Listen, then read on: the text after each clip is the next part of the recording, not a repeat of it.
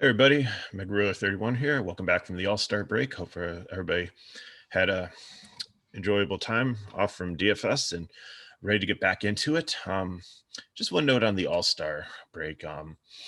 One thing that I am hesitant to do after I've seen some issues in years past, and this is just something that I've kind of noticed. It's nothing I think that's scientifically proven, but I just wanted to go over it. Is that it seems like sometimes some of the participants from the home run derby, their swing gets a little bit off, and they struggle a little bit until they get their timing back right off the All-Star break. So for Pete Alonso and Mancini, it concerns me the most because they went the deepest in there. Story and Soto a little bit more, and then the other participants were Olson from the A's, Gallo from Texas, Salvador Perez from Kansas City, and Otani. But I think they're fine. The other thing to consider also is sometimes when, even though they didn't have many bats there, when hitters return from Coors Field, their timing's off a little bit also because of the way the ball travels and the air being thinner there. Sometimes they struggle coming back, but I don't think it's a real issue. I might not play Alonso or Mancini for the first couple slates, see how they're doing. Story and Soto, I think are okay. Just wanted to throw it out there. So we have a 14-game slate tonight, and we have weather concerns, we have COVID concerns, we have one of them, which is a doubleheader. So I'm just going to fly through each game. At the end, I'll go over my stacks and I'll give you a couple of lineup scenarios for cash. So first game is the Mets in Pittsburgh. It looks like there's about a 50 to 60% chance of rain there. You've got some decent pitchers here with Stroman and Brubaker. I could think you could use either one as a low-priced SP2 here. Stroman come back from the injury. He's been okay. Pittsburgh doesn't strike out a ton, but they don't have much power. So that's a good one for run prevention. They only have a 3.67 total. Brubaker has been having a really, really good season.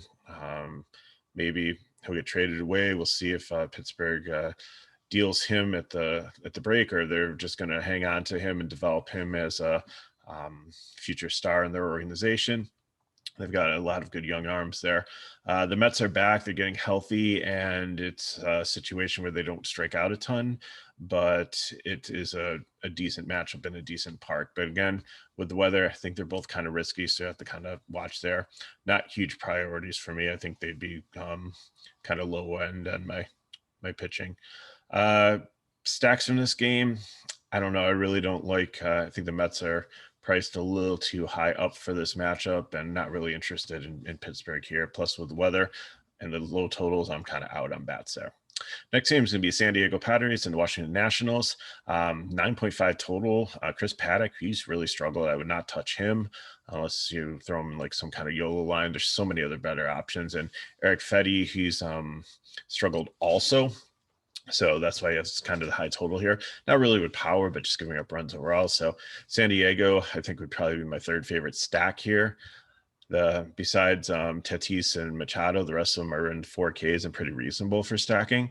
And with Paddock's struggle, I think I definitely like a Washington stack here. It's actually pretty cheap because besides Turner and Soto, you put those together, it's 11K there. Everybody else is really reasonable. Josh Bell, 4.4, but then everybody else is under 3K. Escobar possibly leading off at 2.4.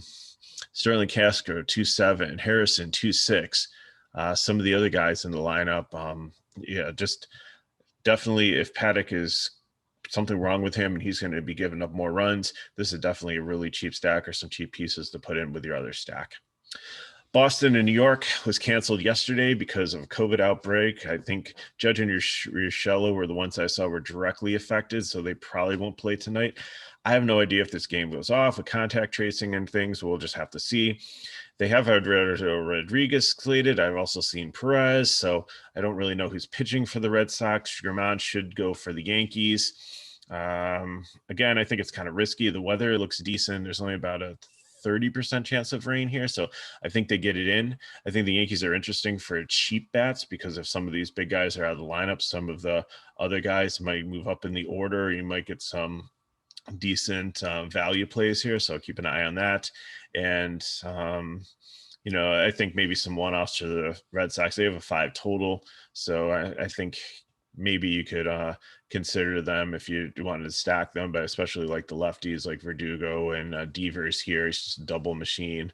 But I wouldn't be opposed to playing some of the righties also. Next game, you have the Toronto Blue Jays and the Texas Rangers. Another rain concern here. It's about 35-40%. So it looks like it gets worse later, but like maybe in the late innings, and they might be able to get through it here. Maybe a little bit of sprinkles, wind blowing in a little bit, but it is in Buffalo. So smaller park. Lyles isn't a great pitcher. Robbie Ray actually is having a great season, so I really like him. He's probably my favorite pitcher on the slate. He'll be my SP1. Hopefully this game plays and everything's good. Texas only has a 3.82 run implied total, so that's pretty low. So they strike out. They're not disciplined, and most of their power comes to the left. And Robbie Ray's been really good lefty versus lefties, so sign me up here. And again, I said maybe Gallo swings a little bit off after the home run derby, even though he's one round of it. You never know there. Love the Blue Jays here. I think they're my favorite stack. Second favorite stack on the slate, behind the Dodgers, who are at Coors Field. Yes, they're expensive, but you can fit them in, and we'll go over that in the lineup build at the end. But they have a 6.18 total here, so hopefully the weather holds up, and I think they're going to score a lot of runs tonight. Next game up is going to be the Milwaukee Brewers and the Cincinnati Reds. This is a great American small park. You've got two decent pitchers here. You have Brandon Woodruff at 9.5. It's a great price on him, and Tyler Mahle at 8.2 against a Brewers team who has struggled at times against pitching, but the weather looks horrible here. 75% chance of rain. I don't know if they're going to get this win in. So if it is going to play, I think the pitchers are great. I'm really not interested in any of the bats here. With these pitchers, even being in the Great American Small Park. I think maybe if you want some cheap one-offs from Milwaukee, Tellis, I've really liked him. It looks like he's going to crack the lineup at first base, but there's so many good first base options that it would probably be a GPP play. And said the Reds, Woodruff isn't bulletproof, but he's had such a great season. If you want a contrarian build, leverage build, okay, but other than that, I'm not really touching this game with the weather. Minnesota and Detroit, you have Kenta Maeda and Matt Manning. This is only a 7-inning game. Yes, you're probably going to get a price break on a lot of these bats, but I don't really like them being only a 7-inning game. There's about a 90% chance of rain early on, and then like 75 through the rest of the game, so I don't even know if they're going to get it in. We'll have to see. Like, you might get a watered down lineup on both sides just because of being the second part of the doubleheader. You'll have to see who actually, is in here, but I just wouldn't even touch it. Maeda could get a complete game, shutout. But then again, with the weather, I think it's risky. So he's intriguing at 8.7. So just keep an eye on if this game's going to play or not. And he might be somebody sneaky to get you a lot of pitching points if he gets for the whole game, especially depending on what happens in the first game. Next up, we have Michael Wacha and Charlie Morton. It's like a battle of like 2005 all-star pitchers here, but Wacha's reverse splits. So, I really like the Braves righties against him. Adrianza looks like he might be leading off. I feel horrible for Acuna and that injury. It's just so sad. Such a great star. Hopefully he can rehab and bounce back and be, just as good as he was, if not better. He's young, so hopefully he heals fast. So thinking about him, Braves made some moves. They picked up Jock Peterson from the Cubs, which I really like. So I don't know if they'll have him in the lineup, but if Adriana is leading off at 2.1K, I think he's pretty much a lock button here, switch hitter. Definitely like throwing him in lineups. Charlie Morton, I'm okay with playing him. I think he'd be my favorite mid-range pitcher at 8.5. Tampa Bay strikes out a lot, so I think there's some K upside there, and I think he can have a decent game, maybe get about 20 DK points. Wouldn't touch Wacha, and you can play the Tampa Bay bats, but there's so many other better options here. 4.26 total. I'm kind of out there, and a little bit of rain possibly in the forecast here. It's only about 30%, so I think this one you probably get in okay, but just keep an eye on the weather here. Baltimore and Kansas City. Keegan Aiken and Danny Duffy. If you need a savings, I think Danny Duffy would probably be my second favorite cheap pitcher, but I really don't love him. Just for the price point. Probably only looking at maybe 12, 15 DK points, maybe 18, 20 is a ceiling if things go really well. The Baltimore has come together. They're playing better. They do have some power, so we'll just have to see what happens there. But again, like I said, if Mancini's is a little bit off with his swing after being in the home run derby and being in Colorado, timing might be off a little bit, so that might lower him as a bat and lineup. But again, that's just speculation. So not really interested in too much else in this game. There's so many others better spots here. Houston Astros and Chicago White Sox. You got a decent pitching matchup here with Lance McCullers and Dylan Cease. I really don't like CC here. And he's a good pitcher, but Houston, I know they had some outliers against Cole and against Monera, actually striking out a little bit, but they're patient. They've got a great lineup. I really don't want to touch them here. And then on the other side, Lance McCullers, he's okay. White Sox are really good against left-handed pitching, not right-handed pitching. So if you want a contrarian option that's decent, I think he'd probably be my fourth favorite pitcher on the slate in the higher range, above like 9K. But I think, that just being GPP builds. I think Houston's intriguing to stack against CC. I wouldn't touch the White Sox bats. Next game is the Giants and Cardinals. Got a little bit of rain here. It's about 35-40%. So it looks like it tails off. So it might be a late start, but they should be able to get this one in. Gausman having a phenomenal season. He's a right-handed. He's really strong against right-handed batters, and that's pretty much all that St. Louis has. So definitely like him. A little expensive. I'd rather save the $1,000 and get Ray, but I have no problem playing him, especially if, like, for some reason the Toronto game doesn't play because of rain, and Gausman is going to play. Take him. Wainwright on the other side doesn't really excite me. Not taking him against San Francisco. San Francisco would be my second favorite GPP lineup here. They're starting to get healthier. Belt isn't back, I don't think, quite yet, but just all the lefties they can throw at him: Wade, Yastrzemski, Dickerson, Crawford, Duggar. Just definitely like some San Francisco bats here. St. Louis, I'm not touching them. Come to Coors Field, we have the Dodgers and Colorado Rockies. Urias, I think he's a great contrarian GPP play here. We've seen pitchers go into Coors and actually shut down Colorado. They're not the same Colorado offense that they've had in years past, especially being a lefty. Kind of, you have Story there. Probably and Cron are the only ones that really concern me with power, but it might neutralize like Tapia and Blackman. So you never know how long of a leash he's going to have. So you might only get 5 innings, but at 7-8, it might be something worth looking at in a tournament. If you're stacking the Dodgers, also throw him in there. And if they go off and he gets the win, then it all correlates really nicely. Dodgers, my favorite stack on the slate. I think you can play any single one of them here. Colorado Rockies, again, I don't fear Urias as a pitcher, but they just seem to kind of still struggle even being a core. So I think if you want to stack them, that's fine. If you want to take some one-offs, that's okay too. Besides Story being 5.4, everybody else is under 4.5K. So definitely a reasonable stack to be able to play, but I think they're more of my favorite GBP stack than a cash game stack. Seattle and the Angels would be the next game. No weather here. Andrew Heaney has a great matchup against the Seattle. I think he could possibly, I think his floor is 20, but I think he's got like a ceiling of 30 here. They've got a 5.03 total. They're negative 166 favorite. So, and Seattle's power usually comes from its lefties, and he's a left-handed pitcher. So I think that neutralizes that. Chris Flexen on the other side. The Angels are a little clunky to stack. Fletcher, I think he's up to a 25-game hitting streak. I love playing him. He's so consistent. He's almost up to 3K now, but still, if he's guaranteed to give me at least some points there, I'll definitely continue to play him. Ohtani, I don't think the All-Star game wore him out too much. 6.3 is a little high for him.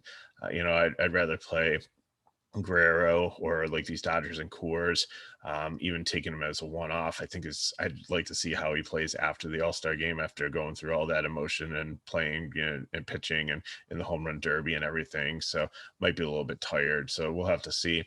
Some other cheap pieces of the Angels if you want, but overall not something I'm going to stack here. Probably it just takes some one-off pieces, especially Fletcher, who I love for his consistency. Not interested in Seattle bats. You have the Cubs and Diamondback. Kyle Hendricks is just like the most vanilla pitcher ever. Doesn't give up a lot of hard contact. Doesn't get a lot of strikeouts. He's just kind of there. So at 7.5, I'd rather take Duffy or I'd rather take Heaney for $100 less. Even Urias, I'd rather have for $300 more in Coors Field than Hendricks, just because he just has no upside whatsoever. Bumgarner on the other side, not interested in.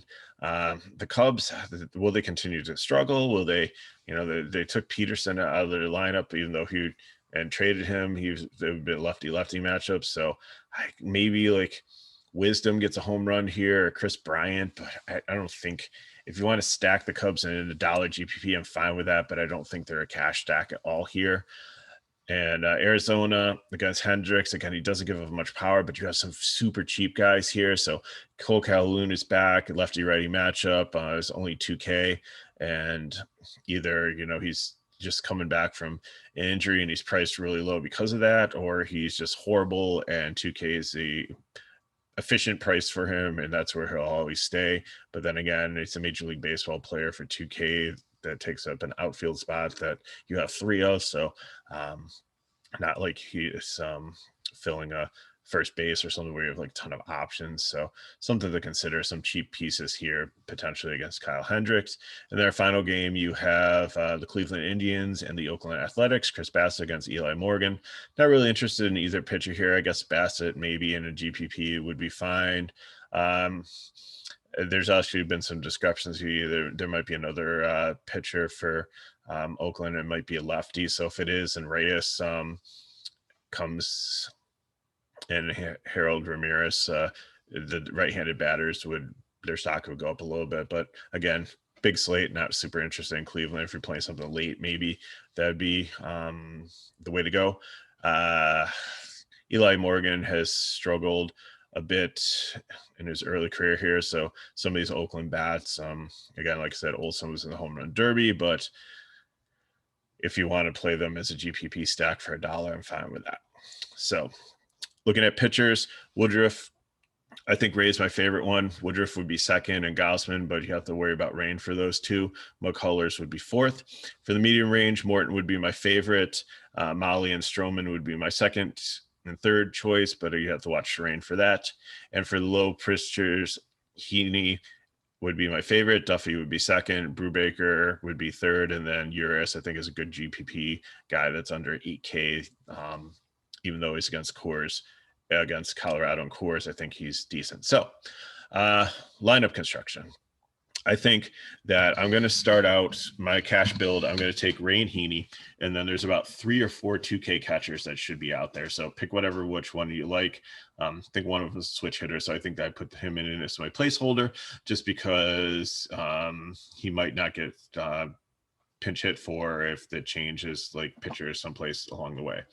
So if I do that, that leaves me $4,471 per all the position players, which isn't bad. So if I want to stack the Dodgers, I'm going to take definitely Betts and Bellinger, Muncy, and Turner. And then Taylor would be the flex guy that I throw in for the 5th one. If I take those, then I'm going to look at an outfielder that's either like 2-1 or 2K. So I have Adriana, I have Calhoun, and I have Gamble. And they are anywhere from 2.1 to 2K. So throw them in an outfield spot. So that's going to leave me first, second base, and shortstop open. And it's going to leave me about 2 to 2.3K for one of those positions. And there's actually a lot of decent options to fill in either first base, second base, because you can move Muncy between first and second, and you can move Taylor between second and shortstop. So you have 2.2 to 2.3K. If you drop down to Duffy, it gives you a little bit more. If you play with your SP2, you might be able to get up to Fletcher, which I think he's about 2.9. but then again, you might have to drop too low for your SP2. So yeah, never mind that. There's a lot of options at first base, second base, or shortstop in the low 2K range that you can fill in to complete your lineup. Just have to figure out what bargain outfielder you want and what catcher you want. So the other play would be to take Toronto. So I would take same thing, Ray and Heaney with the 2K catcher. And then if you go Springer, Vladimir Guerrero, Bichette, and Semyon, they would be the four that I'd put in there. It's hard to get T. Hernandez in. You only have about, if you go with the outfielder, Adriana, Calhoun, Gamble, or anybody else that's 2.1, 2K guy there, that only leaves you like 23, 2,400 for third base. And those options really don't look that good. I mean, you could make it happen, but I would rather drop down to Biggio, who's batting 6. So I'd have 1, 2, 3, 4, 6 for the Blue Jays batting order. He's a lefty with righty matchup, so he has the splits advantage. And that leaves you about 32 to 3,300 for outfielder. And there's great options there. There's like Hayes from Baltimore. There's Dickerson, who has a lefty righty matchup for San Francisco. You have Daza, who's in Coors Field, righty matchup, lefty matchup against Urias. So I think that's where I'm going to go. So tonight, the key thing is watch the weather. I said, keep in the back of your mind the home run derby, and that some of these players might take a while to get back into their timing and rhythm and everything. So I usually don't go like full bore into this first slate back from the All-Star game. I usually wait until the next Monday after I see kind of like one series to see how people are responding to having the time off. And it could get a little bit crazy too, because we are 14 days away from, actually 15 days, because it's the 31st from the trade deadline. So you can see players moving, players trying to show out to get in better situations. So it should be interesting. So I appreciate you watching. I'm MegaRuler31. Leave some comments below if we can help you out with anything. Hit me up on Twitter.